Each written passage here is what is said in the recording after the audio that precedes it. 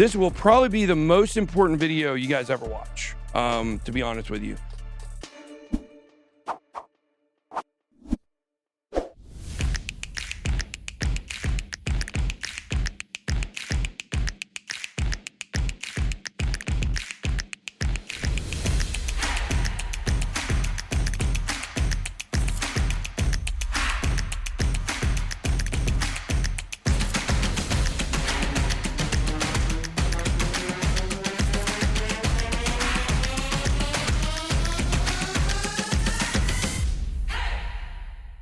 When I made this video several years ago, I didn't necessarily think that later on this was going to happen to me and I was going to be able to save all my crypto. Now, I was hacked this weekend.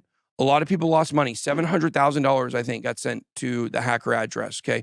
Zach XBT, which we're going to look at in just a minute, he already confirmed that it was the same hackers that got John Dean, which, guys, this is why I made on the video. People were like, somebody wrote an article like, oh, BitBoy's so braggadocious. He said he's going to sleep like a baby. He's going to get his Twitter account back.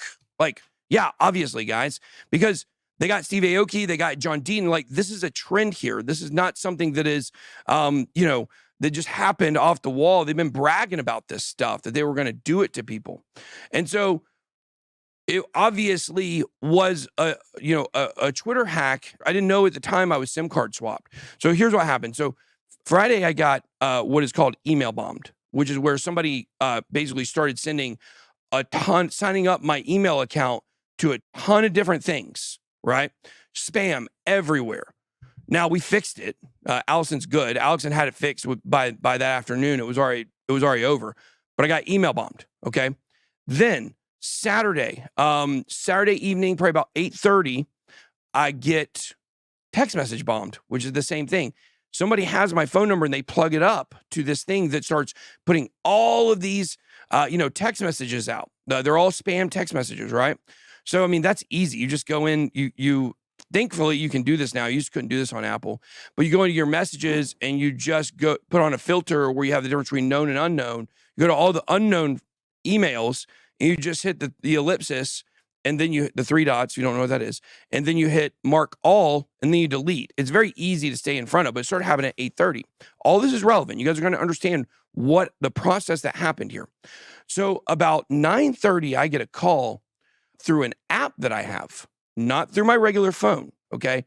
And it is, it's Cassie, who's the COO of Bitcoin.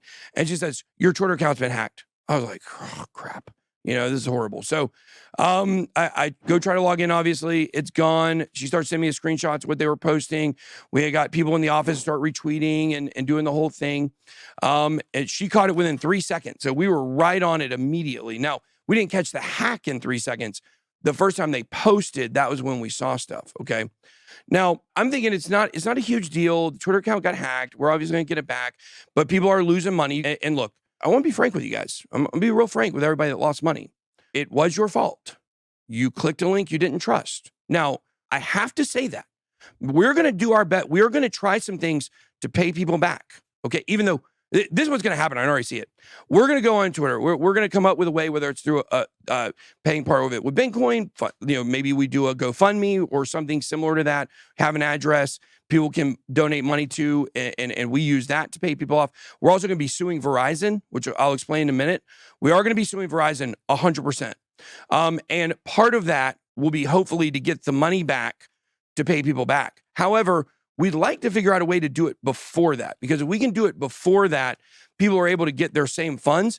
If it's 2 years down the road when this lawsuit is over and they settle with us, then I could only pay you back the amount that you lost at the time, most likely, unless we balloon this up and we considered the crypto, which could be complicated in a court system, okay? So we are going to do everything we can, and I can already see it now. Oh, he's trying to pay people back. Well, he must have done it himself, blah, blah, blah, blah, blah. I can't win on the internet. You guys know that. No, there's nothing. You do one thing, yeah. People are going to say, like, you're going to have some people love it and other people hate it. You do the other thing. There's nothing. There's nothing that you can do. Show me on the doll where I mean, you saw the new accusation that anyone who supports you now must be a paid slave. Yeah, paid slave. Which is an oxymoron, but You would wonder how I got to be the biggest influencer overall in crypto, but whatever. The point is that we're doing our part, but I have to tell you, if you sent money in that is your fault. Guys, you got to learn not to connect your wallets to stuff. This is a hard talk because I feel sorry for you. I feel sympathy, and we're going to try to help. But just like I learned when I got fished back in 2018, I lost what was at the time a lot of money for me. It was $3,000 that would have turned into 20, 30K, I think, in the bull run. Maybe it was 50K in the bull run that I lost. And I was already down bad because of the bear market. I had already lost all my money that I made, and I was down bad. But I learned the lesson. It was my fault. I got fished. I clicked something I shouldn't have clicked. Guys, this is crypto. Don't trust, verify. Guys, I would never do a sale. When I bought Bitcoin, I explained one of the reasons why I bought it is because Ben.eth did the sale. I can't do a sale. I'm an influencer. I've said that many times. Mm-hmm. And then right after, first of all, we like to keep things family friendly, not as much on Twitter. The name of the coin was literally FSEC. Like, that's not what I would do. But the fact is, guys, you've got to learn a lesson through this. And so one thing we're going to be trying to do is we're not just going to send all the funds back out to the addresses. You're going to have to verify that that's your address. And what we're going to do is we're going to come up with some way where you can take a security course to get your money back. Because you've got to learn this lesson. I feel bad. I paid one guy back. One guy lost like 10 billion in Bitcoin. He was the first guy that lost it, said, I can't pay everybody back right now. If we do that, we'll blow through the treasury funds. Okay. That's like $700,000 of Bitcoin right now is like about a quarter, I think, of what we own in it. So like that's used for treasury and other things. So we have talked about doing a fund to pay people back already for people that get hacked and scammed. So we're working on it. But guys, you can't fall for stuff like that. Especially this just happened to John Deaton's account.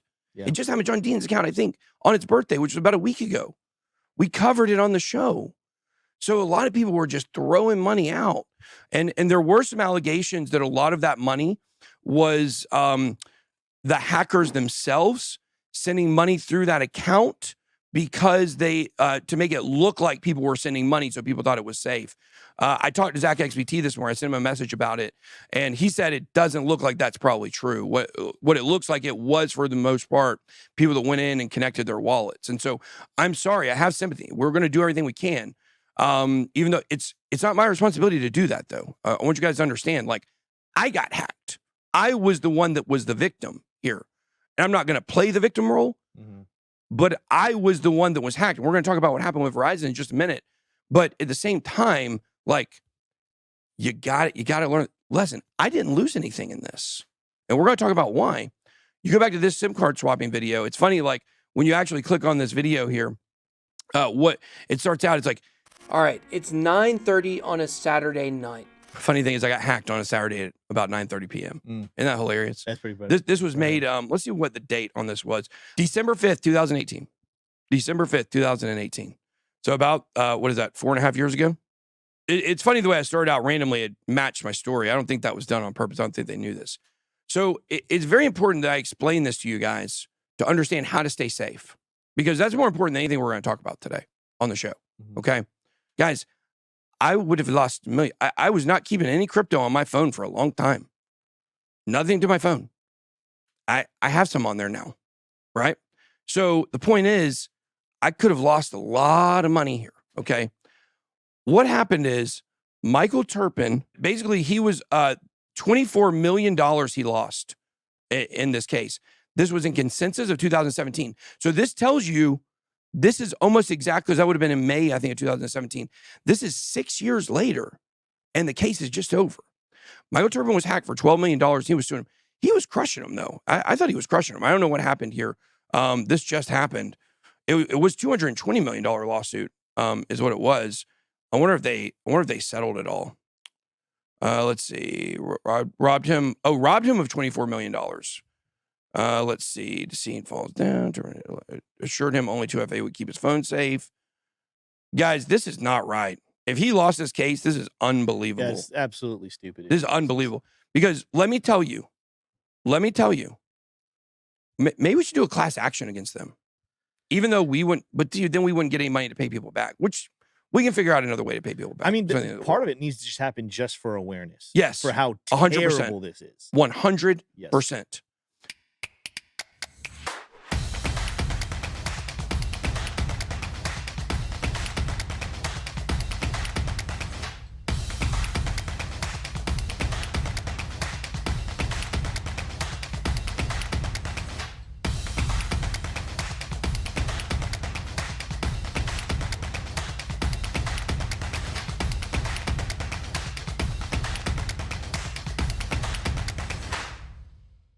Okay, so let's go back to the timeline here, okay? I get email bombed on Friday. I get text messages bombed Saturday evening. Twitter account gets hacked right after that. All this plays together. Oh, these hackers thought they had me. They did for sure. They thought they had me for sure. So here's what happens. I think I get the Twitter account back. I do the video Saturday night. Sunday, I'm expecting to wake up. It's probably all taken care of. It took an extra day, not a huge deal, to get the Twitter account back. I take my kid to his ball tournament on Sunday morning. He batted left-handed all weekend. He's now a switch hitter. He went like 8 for 10 left-handed. Only swung and missed one time. Wow. Super proud of my kid. Wow. But anyway, the point is, he's a great ball player. Point is that Sunday I get ready to take him. As soon as I leave the Wi-Fi at the house, my phone's not working. I immediately knew I was SIM card swapped. Because the night before, I didn't realize people were trying to call me. I told that person to call me through an app. Regular phone wasn't working. I didn't know it. And so what happened is everybody's trying to call me, and it was, I wasn't answering. They were actually, the hacker was in possession of my phone number at that time. So you were calling them. You weren't actually even calling me. Okay. So I realized what happened. I'm like, oh my gosh, like Allison's asleep. It's early on a Sunday. Allison sleeps late like I do when she doesn't have to be anywhere. And so I'm like, man, she's probably not gonna wake up till 10 or 11. Like, she stays up all night watching Netflix, a lot of hand shows, a lot of ring hand shows. So I say, okay, I'm gonna go drop my kid off his tournament, which it starts at 10:30. The Verizon store opened at 10. I go in the Verizon store. Guy in the store recognized me, which was kind of cool, which made everything a lot faster. He was awesome. The people in the Verizon store were awesome. I do want to say that, okay? The girl that helped me, she was phenomenal. She was also bewildered. She was very bewildered. She says, I've never seen anything like this in an account. As soon as she pulled up my phone number, you didn't have to verify anything. Nothing. Wow. All you have to do is pull up my phone number, and anybody can make any changes they wanted to it. No ID verification, no password verification, no PIN number verification, which several years ago I put that on my Verizon account, that they're supposed to verify all this stuff first. So she's like, whoa, this is weird. So we go on. She goes, she had never seen anything like this before. And I tell her, I say, this is very key, okay? I tell her, I said, and if you go watch this video, you will see I talk about this. I talk about this being organized crime from the inside of these phone companies. Almost all of these high-profile hacks are inside jobs. There's a lot of evidence to show this, and you really got to think this is organized crime at its best. Michael Turbin says he actually believes that there are hundreds of millions of people involved in this. So I don't know if there's that many, that's a lot, but organized crime syndicates are making these SIM swaps possible. They've got people in place, different parts around the world in order to steal these numbers. I also talk about what Michael Turbin discovered, which is you literally sign something with your phone company that says, if an employee at the company steals from you directly because they have access to your account through working there, the company is not liable. So listen to this. If you think to yourself, oh, well, if I end up getting all of my crypto stolen or my bank account hacked or whatever the case may be, and it's proven that someone within the company, within the phone company, was responsible for it, that's a slam dunk lawsuit, correct? Wrong again. While you certainly would have a chance to get this thrown out, AT&T, and I'm assuming many of the other phone companies, actually have a clause within your contract if you suffer loss via fraud, and it's proven that it is directly the result of the actions of an AT&T employee, AT&T is still not responsible for that. Or is the point there that they're saying you sue the individual that did it? Because how does that make it in there? Okay. So listen, now this is funny. I told her, I said, well, this is a big thing. This is what they do to high profile people. It happens a lot. They use this to steal crypto, steal other stuff. And she says, I told her, I said, this is organized crime. It's the mafia.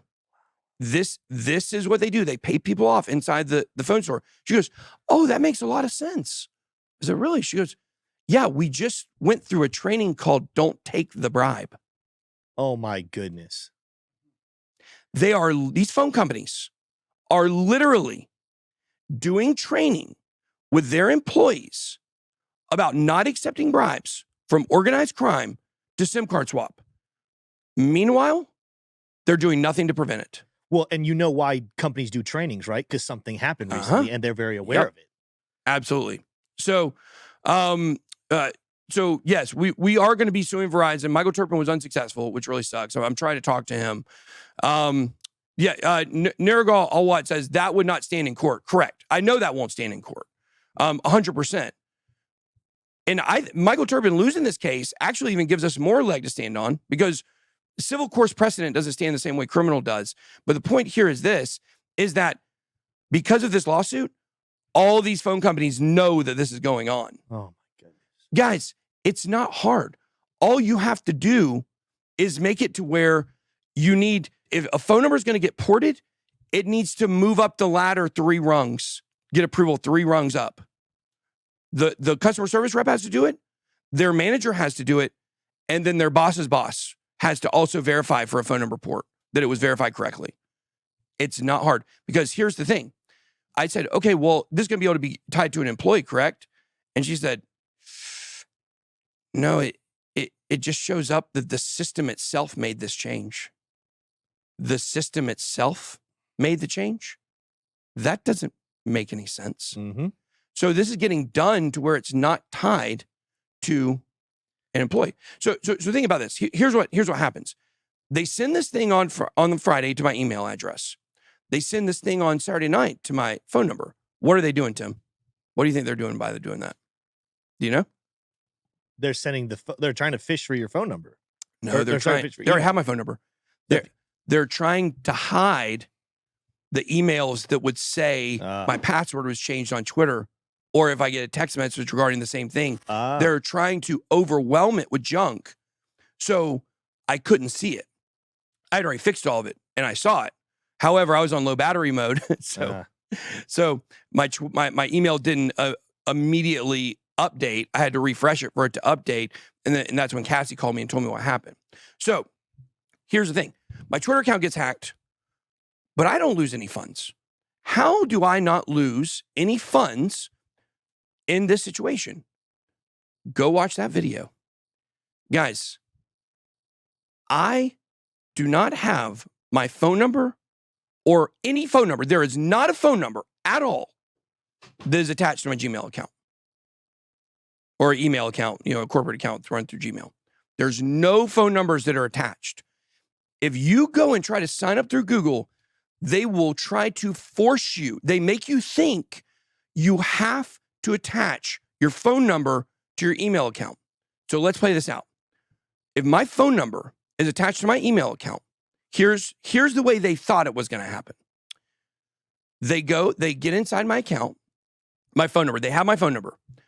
They go to Twitter. They log in with the phone number.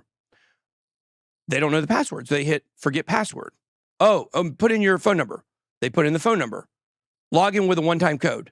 Twitter sends them a code to log in without having to have the password, or either they were able to do a password reset through the phone number.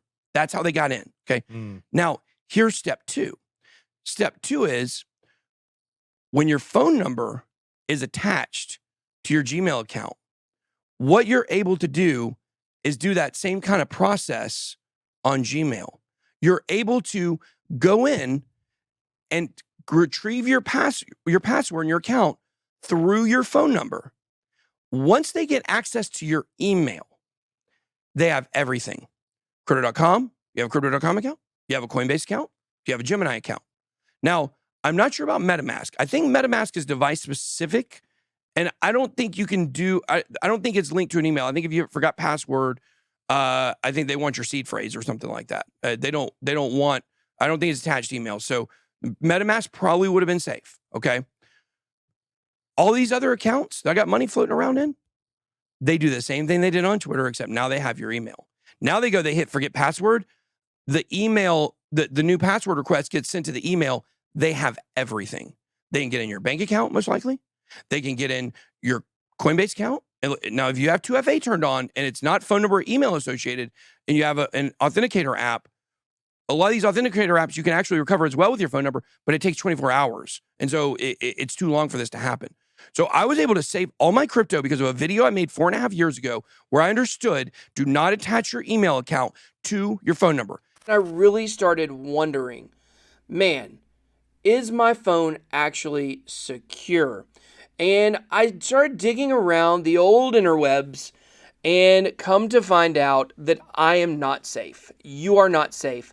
None of us are safe from SIM card hijacking. There's nothing you can do to prevent someone from being able to steal your phone number. If you guys have a Gmail account or any email account, you need to go through and you need to unplug your phone number. If there's not an option to unattach it, then what you need to do is you need to go to like GoDaddy Smart Line, or there's things called hotlines or sidelines. I would not suggest using Google Voice for this. Find somewhere you can create a phone number that's not attached to a major carrier and then go put that in there as the phone number. So that's the saga. That's what happened over the weekend. The fact is, you have to neutralize the threat because you cannot stop it. So basically what you have to do is you have to build your life in a way so that if the hacker is able to get access to your phone number, that they're still not going to be able to do anything with it. Until next time, BitBoy out.